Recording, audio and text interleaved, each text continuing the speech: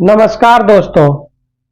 आज का हमारा जो चैप्टर है वो साइंस का हमारा सेशन स्टार्ट हुआ है, जिसमें पहला चैप्टर हमारा है हमारे आसपास के पदार्थ, मैटर्स इन आवर सराउंडिंग। तो दोस्तों इसमें हम पदार्थ के बारे में पढ़ेंगे। तो चलिए हम सबसे पहले पदार्थ का डेफिनेशन देख लेते हैं। इसमें है विश्व में प्रत्येक वस्तु जिस सामग्री से बनी होती है, प्रत्येक वस्तु जिस सामग्री से बनी होती है उसे पदार्थ कहते हैं।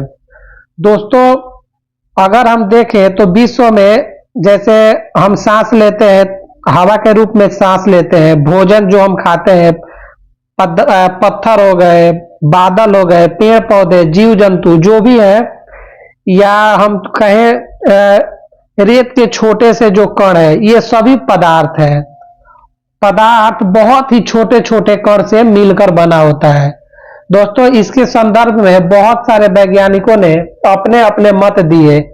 उसमें कुछ लोगों ने कहा कि पदार्थ जो है वो आपका लकड़ी का जो लकड़ी के जो टुकड़े होते हैं ना, सतत टुकड़े, उसकी तरह होते हैं। लेकिन कुछ लोगों ने कहा है कि ये रेत के जो छोटे छोटे कण होते हैं उनकी तरह होता है। तो हर आदमी का अपना अपना मत है, तो हम इसी के बारे में आज पढ़ाई करेंगे। दोस्तों हम लोग कल्पना कर सकते हैं कि पदार्थ कितने छोटे होते हैं, इसका आप अंदाजा नहीं लगा सकते। ये बहुत ही छोटे छोटे कण से मिलकर बने होते हैं, बहुत ही छोटे छोटे कण। और ये कण इतने छोटे होते हैं कि जैसे अगर हम एक एग्जाम्पल के तौर पे देखें तो पोटेशियम परमैंगनेट होता है। पोटेशियम परमैंगनेट, इसके एक छोटे से क्रिस्टल से हम 1000 लीटर लिक्विड को हम रंगीन बना सकते हैं। अब सोचिए कि पोटेशियम परमैंगनेट के एक छोटे से क्रिस्टल में कितने छोटे छोटे कण होंगे। तो इससे आप अंदाजा लगा सकते हैं कि जो इसके कण है वो कितने छोटे होंगे। और पदार्थ के दोस्तों ये जो कण है ना, इसके बहुत ही अपने अपने अभिलाक्षणिक गुण है। तो इसमें हम देखते हैं पदार्थ के कणों के बीच रिक्त स्थान। पहला नंबर है पदार्थ के कणों के बीच रिक्त स्थान। दोस्तों आपने देखा होगा नींबू और पानी का घोल। जब हम पानी में नींबू को मिक्स करते हैं तो आखिर एक बात आप सोचिए, ये अच्छा पानी में चीनी को जब मिक्स करते हैं, उसका एक सॉल्यूशन बनाते हैं, तो आप एक बात सोचते होंगे कि ये चीनी गया कहाँ। चीनी पानी में पूरी तरह से घुल जाता है। इसका मतलब ये है कि पानी में कुछ तो स्पेस होंगे जिसके अंदर ये समाहित हो जाते होंगे। तो इससे हम कह सकते हैं कि पदार्थ के जो कण है ना, कण, उनके बीच बहुत सारे रिक्त स्थान होते हैं जिसमें ये चीनी हो गए, नींबू हो गए या चाय हो गई, ये इसमें मिल जाते हैं। नंबर 2 है पदार्थ के कण निरंतर गतिशील होते हैं। दोस्तों आप लोगों ने देखा होगा, अगर हम किसी रूम के अंदर अगरबत्ती जला दें, जैसे कि एक बहुत बड़ा हॉल हो, बहुत बड़ा कोई हॉल हो, ये बहुत बड़ा हॉल है, अगर आप यहाँ पे एक अगरबत्ती जला दिए तो ये पूरे कमरे के कोने कोने तक फैल जाता है।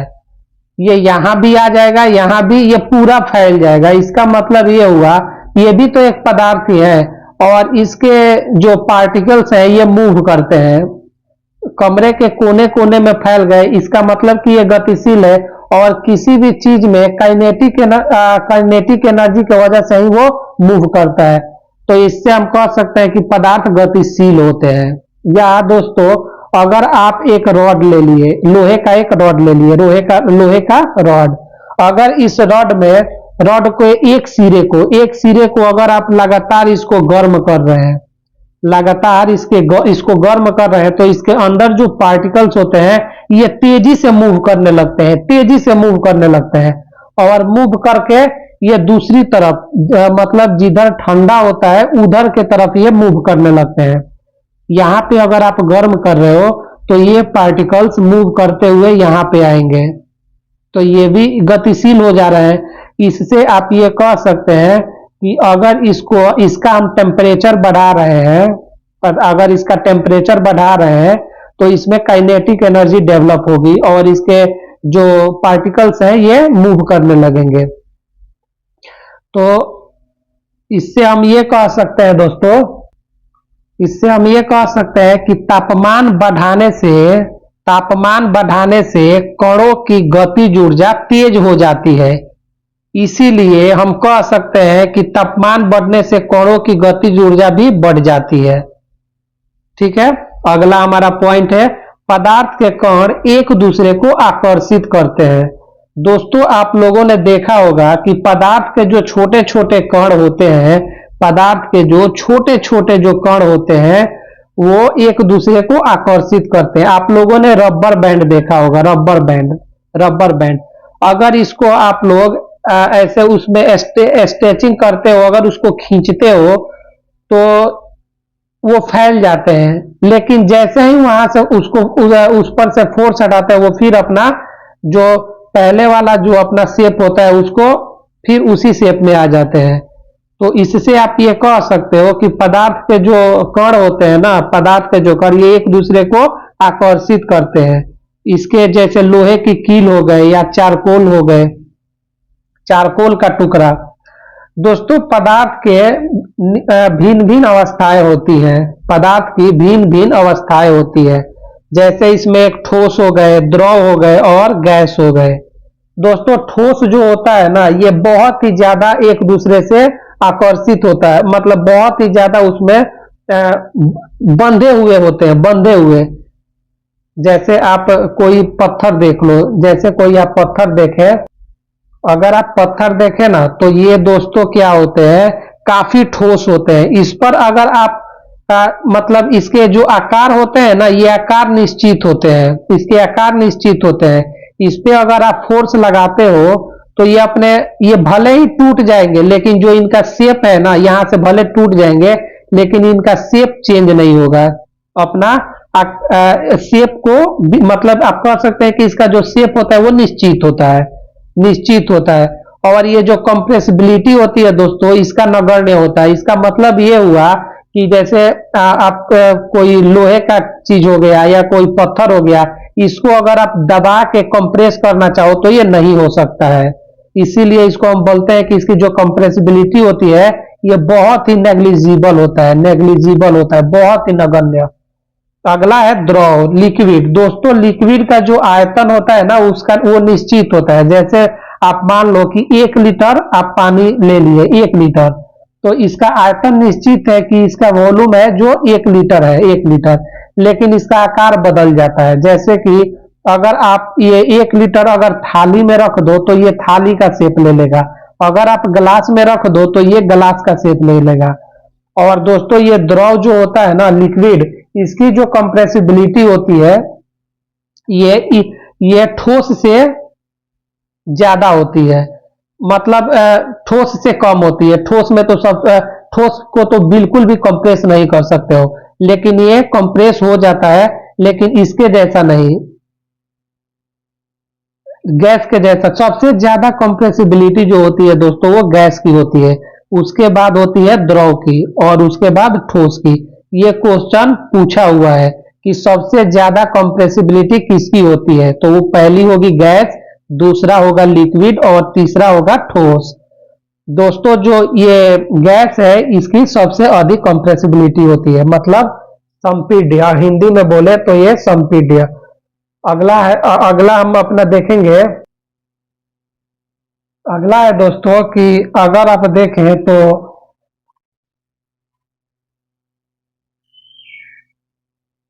अगला है, क्या पदार्थ अपनी अवस्था को बदल सकता है। दोस्तों, ठोस पदार्थ अपनी अवस्था को बिल्कुल बदल सकता है। दोस्तों, अगर मान लीजिए बर्फ आपने देखा होगा, बर्फ ठोस अवस्था में होता है, बर्फ ठोस अवस्था में होता है, लेकिन अगर उसको आपने हीट दिया तो वो क्या होता है, लिक्विड में चेंज हो जाता है। तो इससे हम कह सकते हैं कि ठोस लिक्विड में कन्वर्ट हो जाता है। लेकिन अगर कपूर को आप हीट देते हो तो ये ठोस से डायरेक्ट गैस में कन्वर्ट हो जाता है, ठोस से डायरेक्ट गैस में कन्वर्ट हो जाता है। इससे द्रव हो गया, द्रव को भी हम लोग इसको फ्रीजिंग पॉइंट से अगर ये नीचे आया तो ये ठोस में बदल जाता है। और गैस को भी हम चेंज कर सकते हैं। जैसे क्या हो, एक वर्ड आपने देखा होगा, निक्षेपण।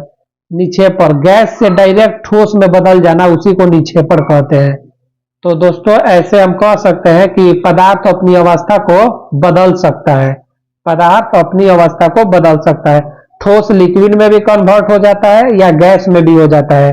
द्रव जो है वो भी लिक्विड वो सॉलिड में भी कन्वर्ट हो सकता है और द्रव गैस में भी इसका वाष्पीकरण हो तो ये गैस में भी बदल जाता है। और गैस है ये कंडेंसेट होकर लिक्विड में भी हो जाता है कन्वर्ट और निक्षेपण होके ये आपका ठोस में भी बदल जाता है। दोस्तों तापमान परिवर्तन का प्रभाव। दोस्तों जब हम ठोस को द्रव में बदलना चाहते हैं, जब ठोस को द्रव में बदलना हो तो उसके लिए हम क्या करते हैं, उसको हीट देंगे। जैसे बर्फ है, बर्फ को अगर हम हीट देंगे तो वो लिक्विड में कन्वर्ट होगा। लेकिन दोस्तों ऐसा होता क्या है, ऐसा होता क्यों है, ऐसा होता क्यों है, इसका मेन रीजन क्या होता है। जैसे ठोस बर्फ हो, बर्फ है, यहाँ पे बर्फ है, ये ठोस है, इसको जब हम हीट देंगे तो इसमें क्या होगा कि गतिज ऊर्जा डेवलप होगा। गतिज ऊर्जा डेवलप होगा तो इसके कण है जो इधर उधर मूव करने लगेंगे और जब गतिज ऊर्जा में वृद्धि होती है तो दोस्तों ये क्या करता है, कंपन करने लगता है। और इसके जो कंपन करने लगेगा तो इसमें जो आकर्षण बल होता है, सबसे ज्यादा आकर्षण बल ठोस में होता है। फिर भी अगर जैसे आप हीट दे रहे हैं, हीट दे रहे हैं, हीट दे रहे हैं तो इसका एक पॉइंट होता है कि इस टेम्परेचर तक ये सस्टेन कर लेगा। लेकिन उस टेम्परेचर से जब वो आगे बढ़ेगा तो ये लिक्विड में कन्वर्ट होना शुरू हो जाएगा। तो टेम्परेचर अगर इसके गतिज ऊर्जा बढ़ते चले गए तो एक ऐसा आएगा समय जब आकर्षण बल को वो पार कर जाएगी और जब वो पार कर जाएगी तो ये लिक्विड में कन्वर्ट होना शुरू हो जाएगा। उसी को ठोस को द्रव में बदलना कहते हैं। दोस्तों किसी ठोस का गलनांक उसके कणों के बीच के आकर्षण बल के सामर्थ्य को दर्शाता है। मतलब इसका ये आप देखोगे तो बर्फ भी ठोस होता है, स्टील भी ठोस होता है, लोहा भी ठोस होता है, लेकिन सबका जो होता है वो बॉइलिंग पॉइंट, सबका बॉइलिंग पॉइंट और फ्रीजिंग पॉइंट अलग अलग होता है।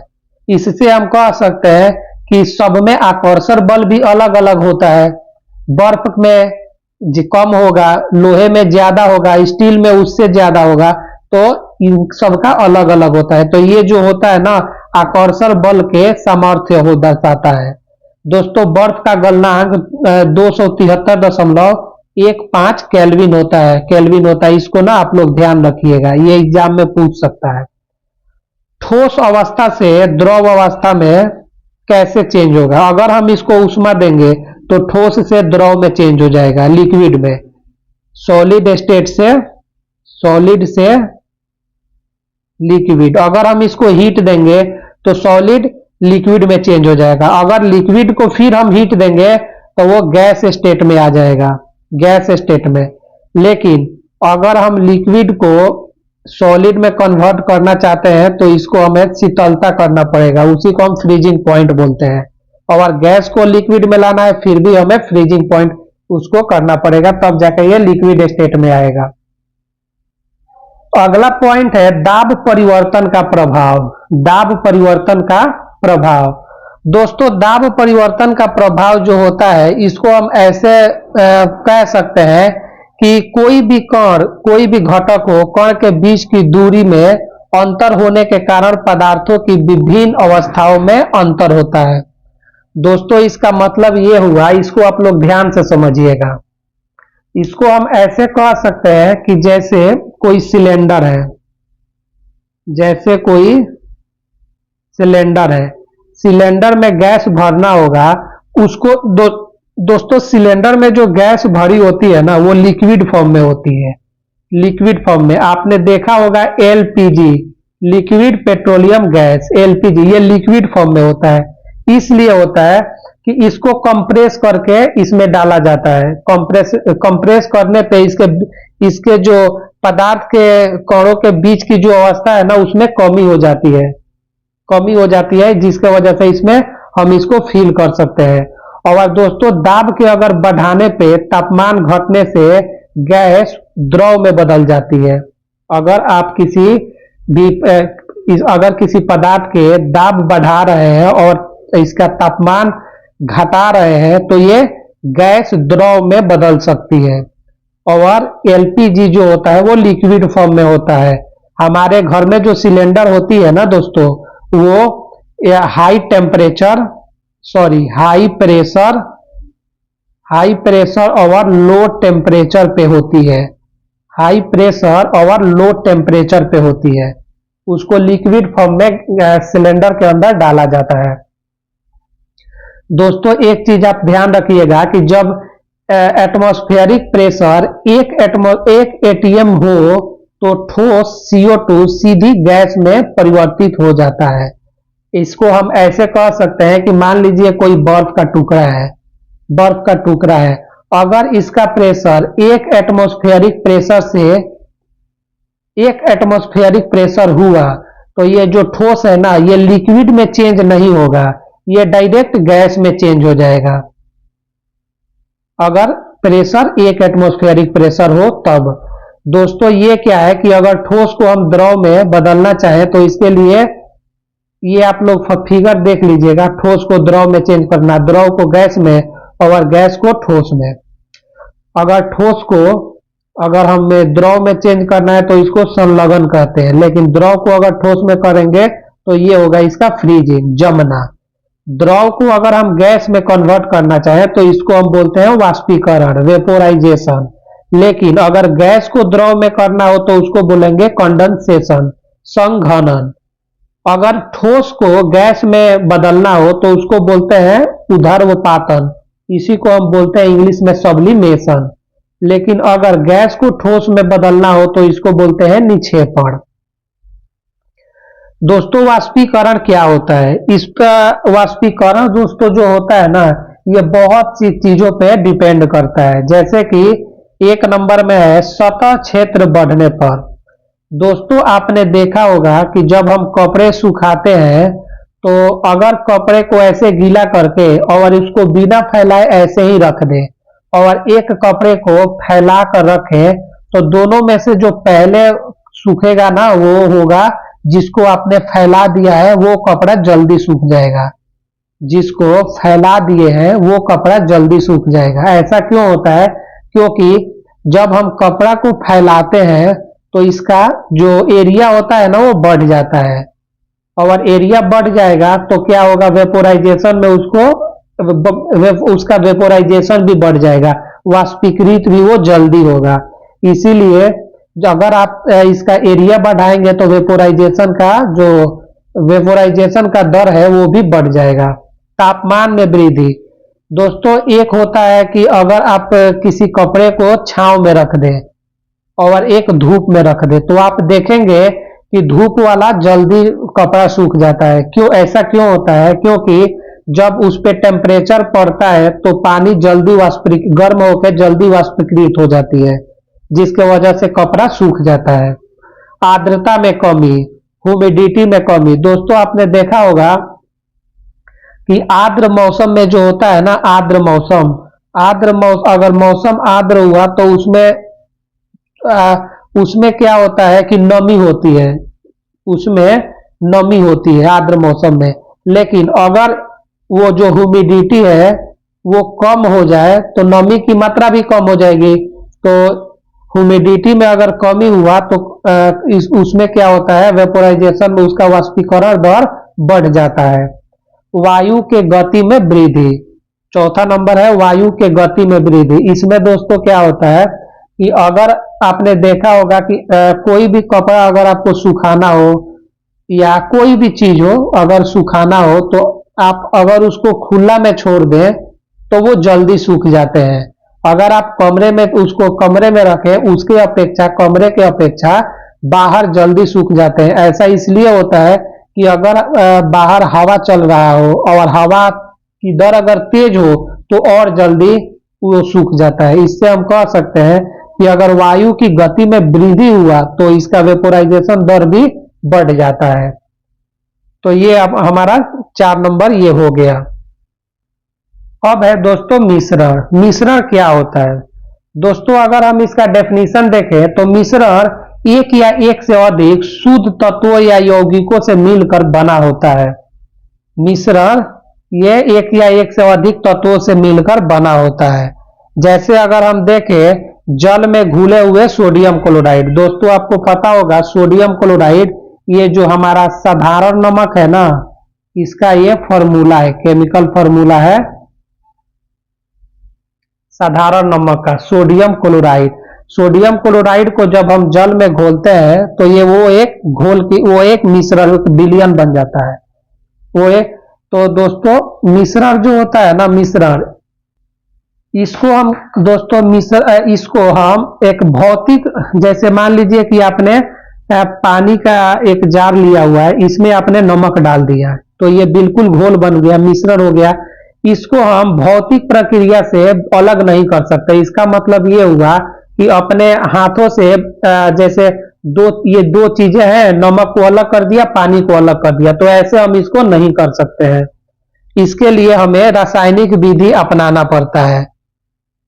इसी तरह अगर पानी में चीनी का घोल हुआ, चीनी का शुद्ध जो अवयव होता है वो अगर घुला हुआ हो तो उसको भी हम अलग नहीं कर सकते हैं। ऐसा इसलिए होता है कि जो ये पदार्थ होता है ना वो बिल्कुल इसके एक समान होते हैं, तो वो इसी में घुल जाते हैं, तो उसको हम रासायनिक विधि से ही अलग कर सकते हैं। इसको भौतिक विधि से अलग नहीं किया जा सकता है। दोस्तों मिश्रण को जो मिक्सर है इसको हमने दो भागों में बांटा है। एक तो होता है होमोजीनियस मिक्सर और एक होता है हेट्रोजीनियस मिक्सर। दोस्तों आप लोग नाम हिंदी में इसको समांगी मिश्रण और इसको विषमांगी मिश्रण, नाम से आप लोग कंफर्म हो गए होंगे कि समांगी मतलब बिल्कुल समान। इसका मतलब ये हुआ कि जैसे चीनी या नमक को पानी में हम डालते हैं, चीनी या नमक को पानी में डालते हैं तो वो पूरी तरह से घुल जाते हैं, और पानी का वो जो घोल होता है दोस्तों, वो जो मिक्सचर होता है उसमें से अगर किसी भी पार्ट को अगर आप चखेंगे ना, किसी भी पार्ट को अगर चखेंगे तो उसमें चीनी या पानी का आपको मिक्सर जरूर मिलेगा। चीनी या नमक जो भी आपने विलयन बनाया हुआ है, मिक्सर बनाया होगा, उसको आपको स्वाद जरूर आएगा। इससे ये हुआ कि उसके जो पार्टिकल है ना वो पूरी तरह से घुल चुके हैं, एक समान हो गए हैं। उसी को हम लोग बोलते हैं होमोजीनियस मिक्सर। और अगर जैसे मिट्टी और पानी, मिट्टी में अगर पानी डाल दे दोस्तों तो ये पूरी तरह से नहीं घुलते हैं। अगर उसको आप लोग छोड़ देना तो थोड़ी देर में मिट्टी नीचे पानी के तली में जम जाएंगी, बैठ जाएंगी। या कंकर पानी का हो या तेल या पानी को हो, दोस्तों तेल को देखेंगे, अगर तेल को आप पानी में डालोगे तो आप देखेंगे कि तेल ऊपर ही तैरता रहता है। ऐसा इसलिए होता है क्योंकि तेल का जो डेंसिटी होता है ना वो पानी से ज्यादा होता है, इसीलिए उसके सतह पे वो तैरता रहता है। तो इसको हम बोलेंगे हेट्रोजीनियस मिक्सर। इसके आप कुछ एग्जाम्पल दिए हुए हैं, इसको आप लोग याद रखिएगा क्योंकि ये एग्जाम में अक्सर पूछा जाता है। अगला है रासायनिक वर्गीकरण। रासायनिक वर्गीकरण, केमिकल क्लासिफिकेशन। ये दोस्तों इसको दो भागों में बांटा गया है, शुद्ध पदार्थ और अशुद्ध पदार्थ। अगर शुद्ध पदार्थ को हम देखें तो ये होते हैं तत्व हो गए, यौगिक हो गए। तो दोस्तों चलिए हम देखते हैं शुद्ध पदार्थ। इसको हमने दो भागों में बांट रखा है, पहला है आपका तत्व और दूसरा है यौगिक। दूसरा है यौगिक। दोस्तों तत्व हम किसे कहते हैं, जैसे आप लोगों ने पीरियोडिक टेबल में देखा होगा, ऑक्सीजन हो गए, नाइट्रोजन हो गए, कार्बन हो गए, क्लोरीन हो गए। दोस्तों ये ना ये होते हैं, ये किसी से भी मिल के नहीं बने होते हैं, बस ये ऐसे ही रहते हैं। ऑक्सीजन हो गया, नाइट्रोजन हो गया, ये किसी चीज से नहीं मिल के बने होते हैं। और तत्व को हम तीन भागों में बांटे हैं, धातु, अधातु और उपधातु। इसको तीन भागों में बांटा जाता है, मेटल हो गए, नॉन मेटल हो गए और मेटलॉइड्स हो गए। और तत्व हो गए, अब उसके बाद कंपाउंड, यौगिक। दोस्तों यौगिक क्या होता है, जैसे तत्व हो गया ये किसी भी चीज से मिलके नहीं बना होता है, वैसे ही कंपाउंड ये मिलके बना होता है। और मिल के जो बना होता है ना उसका एक फिक्स्ड रेशियो होता है। जैसे आपने H2O दिया हुआ है, तो H2O का जो अगर हम रेशियो देखें तो जल को अगर हम कहीं भी लेके जाएं या कहीं का भी, यहाँ का जल हो या कहीं का भी जल हो, आप कहीं भी चले जाओ, फॉरेन में चले जाओ, वहां पे इसका फॉर्मूला H2O ही होगा। इसका जो रेशियो होगा वो 1:8 ही होगा। इसका रेशियो 1:8 ही होगा। वैसे ही अगर अमोनिया का हम देखें तो इसका रेशियो 14:3 ही होगा, चाहे आप कहीं भी लेके चले जाओ, इसका रेशियो यही होगा। तो इसी को हम लोग बोलते हैं कंपाउंड, जबकि तत्व जो होता है वो मिलके नहीं बना होता है। और तत्व तीन भाग में बटा होता है, धातु, अधातु और उपधातु। अशुद्ध धातु किसको कहते हैं दोस्तों? अशुद्ध धातु उससे कहते हैं ना जिसका रेशियो फिक्स नहीं होता है, फिक्स रेशियो नहीं होता है। जैसे आपने पानी ले लिया, पानी में आपने हल्दी डाल दिया या इसमें चीनी डाल दिया, तो इसमें चीनी और पानी का रेशियो फिक्स नहीं है। नमक या चीनी हो उसका भी रेशियो फिक्स नहीं है। इससे हम इसको कह सकते हैं कि इसका रेशियो फिक्स नहीं होता है, इसको अशुद्ध पदार्थ कहते हैं। अगला जो हमारा टॉपिक है दोस्तों वह है निलंबन।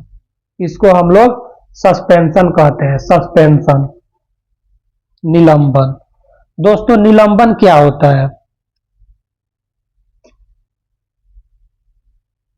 निलंबन क्या होता है? सस्पेंशन। दोस्तों ये क्या होता है कि अगर देखें तो निलंबन एक विषमांगी मिश्रण है। विषमांगी बोले तो हेट्रोजीनियस, ये एक हेट्रोजीनियस मिक्सर है। इसमें क्या होता है, इसके जो पदार्थ के जो कण होते हैं ना ये घुलते नहीं है। ये इसके जो पार्टिकल होते हैं, पदार्थ के जो कण होते हैं वो घुलते नहीं है, बड़े बड़े होते हैं, ज्यादा बड़े नहीं फिर भी बड़े बड़े होते हैं, कोलाइड के अपेक्षा बड़े होते हैं। और इसमें जो दोस्तों क्या होता है कि विलेय पदार्थ जो होता है ना वह कण उसमें घुलते नहीं है। और जैसे छोटे छोटे पानी के जार में अगर आपने छोटे छोटे कण को डाल दिया तो वो बिल्कुल उसमें घुलेंगे नहीं। अगर थोड़ी देर आप उसको छोड़ दो तो वो छोटे छोटे कण पानी के तली में बैठ जाएंगे। और इसको हम अपने नग्न आंखों से देख सकते हैं। निलंबन को नग्न आंखों से देख सकते हैं, नग्न आंखों से देख सकते हैं।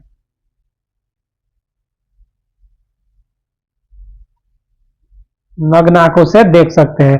लेकिन दोस्तों जो कोलाइड होता है, कोलाइड, इसको हम नग्न आंखों से नहीं देख सकते क्योंकि इसके जो पार्टिकल होते हैं ना वो सस्पेंशन से थोड़ा छोटे होते हैं। और ये भी होता तो वैसे ही है। इसके पार्टिकल जो इसके कोलाइड के जो पार्टिकल होते हैं ना वो सस्पेंशन से छोटे होते हैं, थोड़ा सा छोटे होते हैं। इसको अगर आप ऐसे देखें दोस्तों तो ये समांगी प्रतीत होता है, होमोजीनियस। ऐसा आपको लगेगा कि ये होमोजीनियस है। क्यों ऐसा क्यों लगता है? क्योंकि इसको हम लोग नग्न आंखों से नहीं देख सकते हैं, इसको नहीं देख सकते हैं, तो ये लगेगा कि ये होमोजीनियस मिक्सचर है। लेकिन अगर वास्तविकता इसका जो विलयन होता है ना वो हेट्रोजीनियस होता है, ये भी विषमांगी मिश्रण ही होता है, कोलाइड।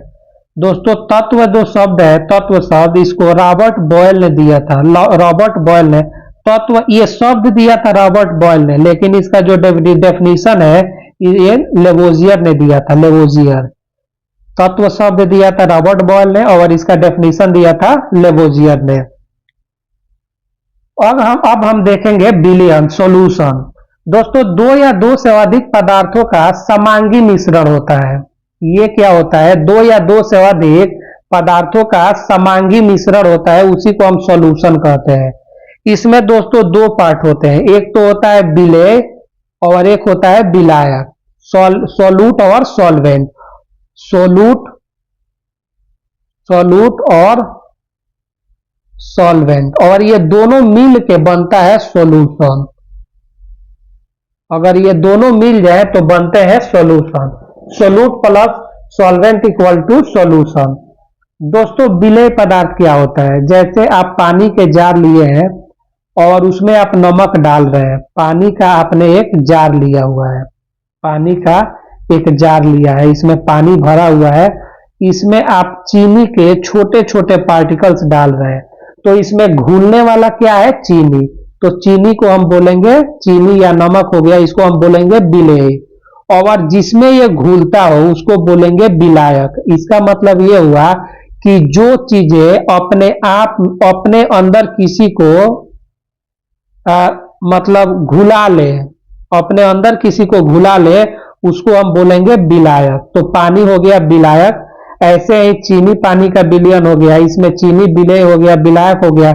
और आयोडीन और एल्कोहल में दोस्तों, एल्कोहल विलायक होता है और आयोडीन जो होता है वो विलेय होता है।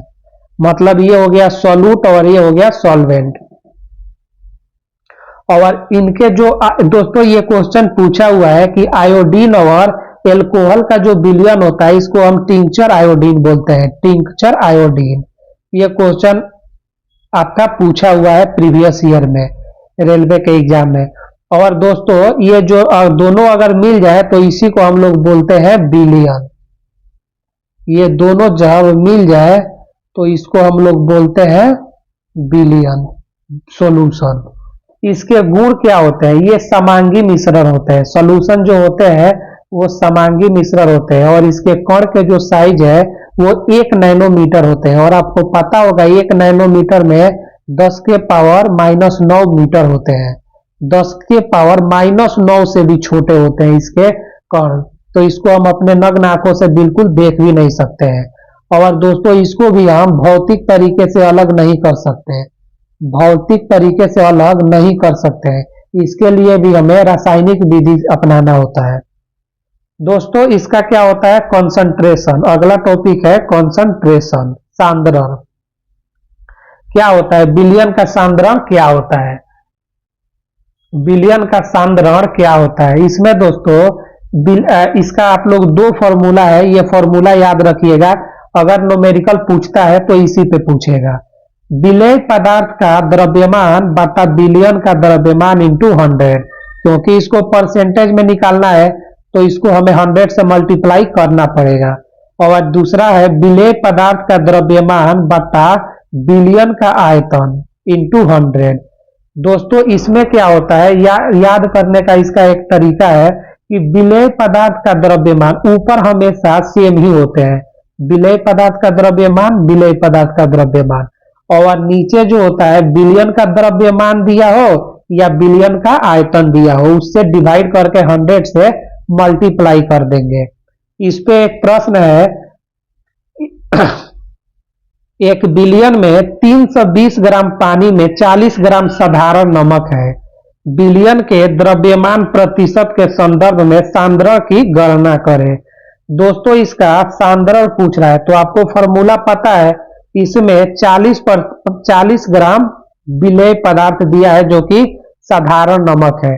हमने पहले ही पढ़ रखा है कि विलेय पदार्थ जो होते हैं जो घुलते हैं और विलायक वो होते हैं जो जिसमें घुलना होता है। विलायक पदार्थ वो होता है जो खुद में किसी पदार्थ को घुला ले, और ये दोनों मिल जाए तो विलयन हो जाता है। तो हमें क्या करना है कि विलयन का द्रव्यमान निकालना है। तो द्रव्यमान क्या होगा कि विलयन निकालने के लिए दोनों को हम ऐड कर देंगे तो ये हो जाएगा आपका विलयन। और फॉर्मूला में दे रखा है विलेय पदार्थ का द्रव्यमान, और विलेय पदार्थ का द्रव्यमान आपको दे रखा है 40 ग्राम। तो 40 बटा 360 और इसको 100 से मल्टीप्लाई करेंगे परसेंटेज में निकालने के लिए, तो इसके आपके आ जाएंगे 11.1%। अब है दोस्तों मिश्रण पृथक्करण की विधियां। इसमें कुछ विधियां दी हुई है जो कि जैसे कोई भी मिश्रण हो उसको कैसे अलग किया जा सकता है। तो पहला है सब्लिमेशन। इसमें क्या होता है दोस्तों? ऊर्ध्वपातन, अणु के अधिक सक्रियता के कारण ठोस से सीधे गैस में बदलना। दोस्तों आपने देखा होगा कि जब कपूर को हम जलाते हैं, कपूर को जलाते हैं तो ये लिक्विड में चेंज ना होके, कपूर हो गया या नेफ्थलीन हो गया या आयोडीन हो गया, ये लिक्विड में चेंज ना होके डायरेक्ट गैस में कन्वर्ट हो जाते हैं। ऐसा क्यों होता है? क्योंकि इसके जो अणु होते हैं ना वो काफी एक्टिव होते हैं। अगर इसको हम लोग जलाएंगे, इसको हीट देंगे, तो इसमें इसका काइनेटिक एनर्जी इसमें डेवलप होगा और इसके जो पार्टिकल्स होते हैं वो बहुत ज्यादा एक्टिव होते हैं। तो ये गैस में ये ठोस में न ठोस से द्रव में न बदलकर डायरेक्ट गैस में बदल जाते हैं। और इसके जो कुछ एग्जाम्पल दिए हुए हैं वो है आपके कुछ एग्जाम्पल, कपूर हो गए, नफ्तलीन हो गए और आयोडीन हो गए। दूसरा है आसवन विधि, डिस्टिलेशन विधि। दो मिश्रणीय तरल पदार्थ जो बिना अपघटन के उबलते हैं, क्वथनांक अलग अलग होते हैं। दोस्तों इसमें क्या होता है कि जैसे दो पदार्थ हैं वो मिले हुए हैं, दो पदार्थ मिले हुए हैं, उसको अगर अलग करना हो तो जैसे दोनों पदार्थ का ना जो बॉइलिंग टेम्परेचर होता है वो अलग अलग होता है। जैसे एक का बॉइलिंग टेम्परेचर आपने मान लिया कि 1100 डिग्री है, दूसरे का मान लिया कि 1300 डिग्री है, तो इससे आ, दोनों ही पदार्थ अलग अलग समय पे अपना क्या होंगे कि बॉइलिंग पॉइंट को अपना प्राप्त करेंगे। तो इसमें क्या होता है दोस्तों, इसका जो ज्यादातर यूज होता है वो पेट्रोलियम रिफाइनरी में होता है, पेट्रोलियम रिफाइनरी में। और इसी विधि से पेट्रोल जब हम जमीन से पेट्रोलियम निकालते हैं तो उससे किरोसिन या फिर डीजल हो गया, पेट्रोल हो गया, ये सब हम लोग इसी विधि से इससे निकालते हैं, आसवन विधि से, डिस्टिलेशन विधि से। 3 नंबर है क्रोमेटोग्राफी, वर्ण लेखन। इसमें क्या होता है दोस्तों, अलग अलग घुलनशीलता के आधार पर मिश्रण के विभिन्न घटकों को अलग किया जाता है।